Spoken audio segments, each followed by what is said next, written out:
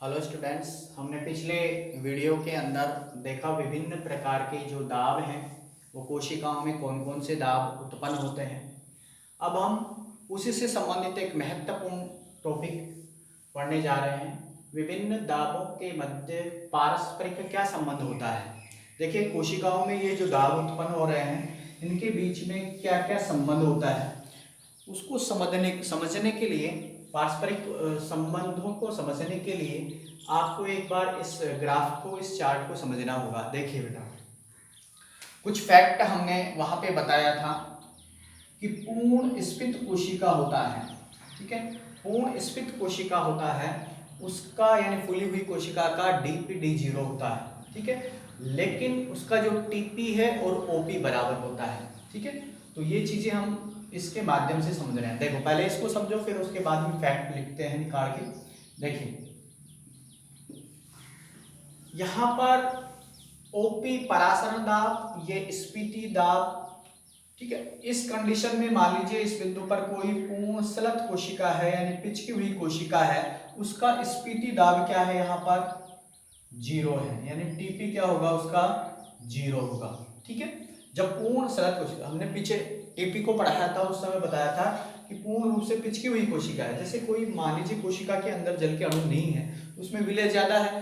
ठीक है, और तो जल नहीं है तो वो फिर भित्ति के ऊपर दाब भी नहीं डालेगा, तो दाब उसका जीरो होगा, यानी कि भित्ति पर लगने वाला दाब टीपी होता है, वो जीरो होगा। ठीक है, यहाँ पर ये जीरो होता है पूर्ण सलत कोशिका। अगर मान लीजिए इसमें धीरे धीरे जल अंदर जा रहा है, तो जैसे जैसे टीपी बढ़ रहा है, ठीक है, जैसे जैसे टीपी बढ़ रहा है वैसे वैसे ओपी क्या होगा, कम। मैंने बताया था आपको, जब पूर्ण सलत कोशिका होगी, पिचकी हुई कोशिका होगी, उसका टीपी जीरो होगा और इसका ओपी क्या होगा, अधिकतम होगा, अधिकतम। क्योंकि मैंने बताया था कि शुद्ध जल होता है उसका ओपी जीरो होता है। ठीक है, लेकिन अगर विलय उसमें मिलाते रहेंगे तो ओपी क्या हो जाएगा, बढ़ जाएगा, यानी जल, इस कोशिका में जल लगभग क्या है, शून्य है। ठीक है, उस कंडीशन में यहाँ पर विलय की मात्रा सबसे ज्यादा है, तो विलय की मात्रा सबसे अधिक होने के कारण इस कोशिका का ओपी क्या हो जाएगा, अधिकतम हो जाएगा, यहाँ अधिकतम है। ठीक है, लेकिन जैसे जैसे इसमें जल जाएगा तो टीपी बढ़ेगा, क्योंकि अंदर से बाहर की ओर दाब बढ़ेगा, तो लेकिन ओपी क्या होगा, धीरे धीरे कम होगा। ठीक है, एक कंडीशन ऐसी आएगी, पूर्ण स्फीत हो जाएगी, जब ये कोशिका पूर्ण रूप से फूल जाएगी, उस समय जो टीपी है, ठीक है, किसके बराबर हो जाएगा, ओपी के बराबर हो जाएगा। ठीक है, देखो इधर ये कम होता जा रहा है और ये बढ़ता जा रहा है। ठीक है, और एक कंडीशन ऐसी आएगी, जब ये कोशिका पूर्ण रूप से स्फीत हो जाएगी, उस समय क्या हो जाएगी, ये टीपी और ओपी का मान क्या हो जाता है, बराबर। ठीक है, एक फैक्ट निकल के आया कि पूर्ण स्फीत कोशिका होगी, उसका टीपी और ओपी क्या होता है, हमेशा बराबर होता है। देखिए बेटा, इधर देखें, तो जैसे मान लीजिए यहाँ 20 एटीएम दाब ओपी था, तो जो कम होकर कितना हो गया, यहाँ पे 10 हो गया। यहाँ पर इसका पूर्ण स्फीत दाब टीपी क्या था, जीरो। ठीक है, जो यहाँ पर बढ़कर कितना हो गया, 10 हो गया, यानी कि दोनों एक दूसरे के क्या हो जाएंगे, बराबर हो जाएंगे। ठीक है, एक चीज हमने और पढ़ा था, देखिए विसरण दाब न्यूनता की बात करें, विसरण दाब न्यूनता भी हमारी कम होती जाती है। ठीक है, जैसे जैसे कोशिका के अंदर जल प्रवेश करेगा वैसे वैसे जल की मांग है, ठीक है, डिफ्यूजन प्रेशर डेफिसिट है, उसका मान भी क्या होता जाता है, कम होता जाता है। और इस कंडीशन में ये शो कर रहा है, विसरण दाब न्यूनता को ये शो कर रहा है। ठीक है, ये ठीक है, यहाँ पर जब पूर्ण सलत कोशिका है, ठीक है, यहाँ पर ये पूर्ण सलत कोशिका है, तो इसका जैसे ये यहाँ से यहाँ तक की दूरी अधिकतम है। ठीक है, तो उस स्थिति में डीपीडी क्या है, अधिकतम है, अधिकतम। ठीक है, डीपीडी अधिकतम है, यानी कोशिका की जल की मांग अधिकतम है। लेकिन जैसे जैसे स्फीति दाब बढ़ रहा है, परासरण दाब घट रहा है, यानी टीपी और ओपी बराबर आ रहे हैं, उस स्थिति में पूर्ण स्फीत कोशिका हो जाएगी। जब फूल जाएगी तो देखो धीरे धीरे इस डीपीडी का मान आते आते यहाँ क्या हो जाएगा, जीरो, यानी डीपीडी क्या हो जाएगा, यहाँ पर जीरो। अब इस कोशिका की जल की मांग क्या हो गई, समाप्त हो गई है, यानी अब इसकी प्यास बुझ गई है।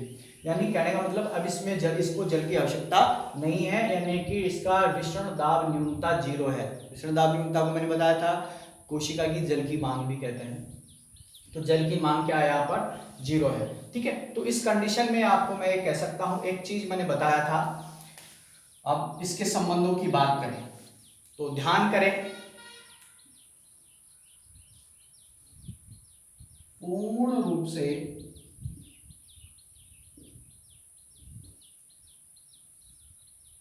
सलथ कोशिका का पूर्ण रूप से सलथ कोशिका का डीपीडी अधिकतम होता है, डीपीडी अधिकतम होता है। ठीक है, और पूर्ण रूप से स्फीत सेल का डीपीडी 0 होता है। ठीक है, तो देखो इसी से हमारे को यहाँ पे समझना है।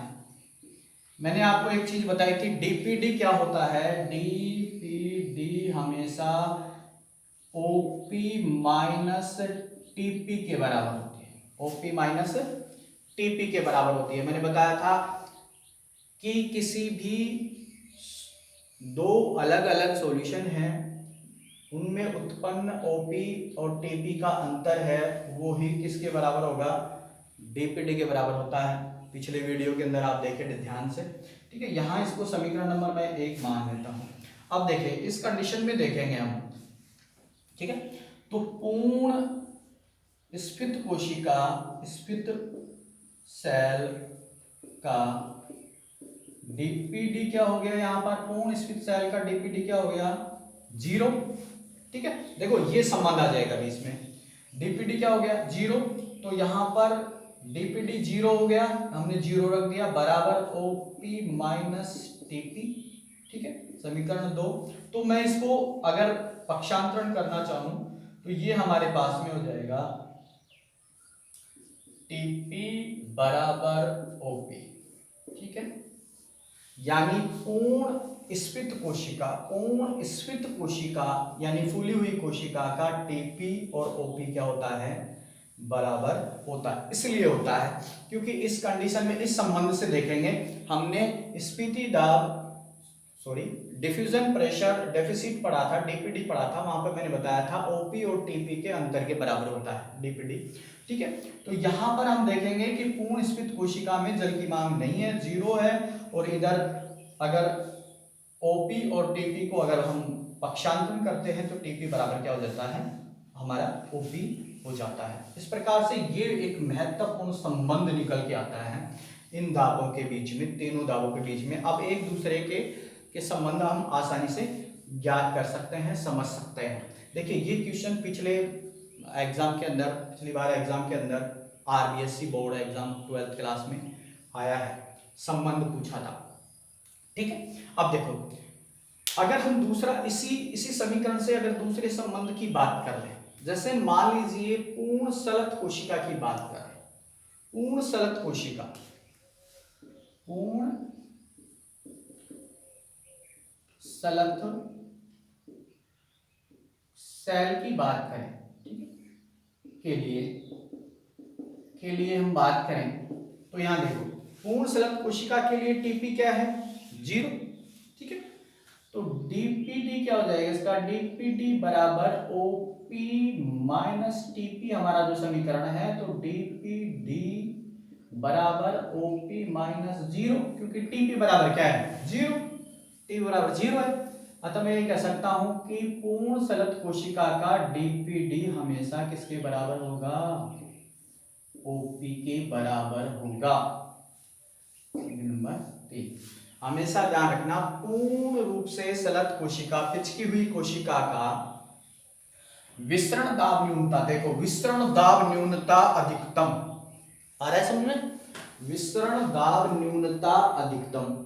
ठीक है, किस स्थिति में, पूर्ण स्फीत कोशिका, इस पॉइंट पे विसरण दाब न्यूनता को ये वाला रिप्रेजेंट कर रहा है, विसरण दाब न्यूनता अधिकतम, ठीक है। और देखो परासरण दाब ओपी भी इस पॉइंट पे क्या है, अधिकतम। ओपी भी क्या है, अधिकतम है। इट मींस डीपीडी और ओपी क्या होते हैं, एक दूसरे के बराबर होते हैं। समझ गए होंगे यहाँ पे, ठीक है। क्योंकि इस स्थिति में टीपी का मान क्या होता है, 0 होता है, तो 0 हमने रखा तो डीपीडी ओपी के बराबर होते हैं, जो क्या होते हैं, सलत कोशिका का अधिकतम होते हैं, ओपी और डीपीडी, ठीक है। बहुत ही इंपॉर्टेंट चीज है, ये समझने वाली है।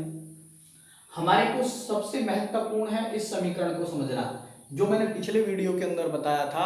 डिफ्यूजन जो प्रेशर डेफिसिट है, डीपीडी होता है, वो हमेशा दो जो अलग अलग विलयन है या जो विलायक और विलयन है उनमें उत्पन्न जो दाब है ओपी और टीपी है, ठीक है, उनके अंतर के बराबर होता है। यानी किसी भी, अब मैं डायरेक्टली कोशिका की बात करूं तो किसी भी कोशिका के अंदर परासरण दाब और जो स्फीति दाब उत्पन्न होता है, ट्रिगर प्रेशर उत्पन्न होता है, उन दोनों का जो अंतर होता है वो हमेशा किसके बराबर होता है, डीपीडी के बराबर होता है, विसरण दाब न्यूनता के बराबर होता है। अगर ये समीकरण हमारे को पता है तो फिर हम दोनों कंडीशन के अंदर, ठीक है, पूर्ण सलत कोशिका और पूर्ण स्फीत कोशिका, इन दोनों कंडीशनों के अंदर हम क्या ज्ञात कर सकते हैं, इनके बीच में पाया जाने वाला संबंध, ठीक है। देखिएगा, पूर्ण स्फीत कोशिका की बात करें तो पूर्ण स्फीत कोशिका जब पूर्ण रूप से फूली हुई होगी तो उसका डीपीडी क्या होगा, 0 है। स्वाभाविक सी बात है कि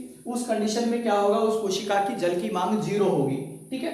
तो उस कंडीशन में देखिए, इस समीकरण में अगर डीपीडी को हम 0 मान लेते हैं तो ओपी टीपी के बराबर हो जाता है, तो ठीक है। क्योंकि देखिए पूर्ण रूप से जो हमारे पास में स्फीत कोशिका इस स्थिति में आएगी, ठीक है, तो उस समय ओपी और टीपी एक दूसरे के क्या हो जाएंगे, बराबर हो जाएंगे। ये तो कम होता जा रहा है लेकिन ये बढ़ता जा रहा है, ठीक है। एक कंडीशन ऐसी आएगी जब पूर्ण स्फीत अवस्था में आएगी कोशिका, तो उस समय ये दोनों क्या हो जाएंगे, बराबर हो जाएंगे, राइट, ठीक है। दूसरी कंडीशन हम बात कर रहे थे यहाँ पर, ठीक है, विसरण दाब न्यूनता की, ठीक है। तो ये विसरण दाब न्यूनता हमेशा जैसे जैसे अंत्य परासरण होता है, स्फीति दाब बढ़ता जाता है, वैसे वैसे डीपीडी कम होता जाता है। इस कंडीशन में डीपीडी 0 हो जाएगा, ठीक है। इस कंडीशन में पूर्ण स्फीत कोशिका का जो डीपीडी होगा वो 0 होगा, ठीक है। उस कंडीशन में देखिए डीपीडी को अगर हम 0 मान लेते हैं, ठीक है, तो यहां पर देखो ये हो गया। इसके अलावा अगर पूर्ण सलत कोशिका की बात करें, इस स्थिति की कोशिका की बात करें, तो यहाँ टीपी 0 होता है, तो यानी कि ट्रिगर प्रेशर नहीं लगेगा। पिचकी हुई कोशिका के द्वारा भित्ति पर अंदर से बाहर कौन सा दाब लगेगा, नहीं लगेगा, ठीक है। इसलिए टीपी 0 है, ठीक है। तो यहाँ पे टीपी 0 है, तो यहाँ पे टीपी की जगह हमने 0 रखा, तो डीपीडी किसके बराबर हो गया, ओपी के बराबर। जो आपको इस ग्राफ के अंदर दिख नहीं रहा है कि इस कंडीशन में, पूर्ण सलत कोशिका की कंडीशन में, ये विसरण दाब न्यूनता है, डीपीडी क्या है, यहां पर देखो मैक्सिमम है। अब आ रहा है धीरे धीरे घटता हुआ, यहां मैक्सिमम है, उसी कंडीशन में ओपी भी मैक्सिमम है, यानी दोनों अधिकतम है। और दोनों अधिकतम मतलब दोनों बराबर है, डीपीडी और ओपी, ठीक है, राइट। तो ये हमारे पास में टॉपिक हो गया, विभिन्न दाबों के मध्य पारस्परिक जो संबंध है वो किस प्रकार से लगता है। इसको आप, इस वीडियो को आप कम से कम 2 बार देखें ताकि आपको ये संबंध समझ में आ जाए। ये बहुत ही इंपॉर्टेंट क्वेश्चन है फॉर एग्जामिनेशन के लिए। कॉम्पिटिटिव एग्जाम में भी बहुत बार ऐसे इसके क्वेश्चन बनते हैं, ठीक है। दाब पूछ लेते हैं, क्या संबंध होता है, ठीक है, किस प्रकार की कोशिका में कौन सा दाब कितना होता है, ठीक है। और हमारे आरबीएससी के अंदर जो 12th क्लास है उसके अंदर ये क्वेश्चन पिछली बार पूछा भी गया है, ठीक है। तो वीडियो पसंद आए तो लाइक करें और शेयर करें, ठीक है, और पूरा वीडियो देखें, तभी आपको समझ में आएगा, नहीं तो नहीं आएगा। धन्यवाद।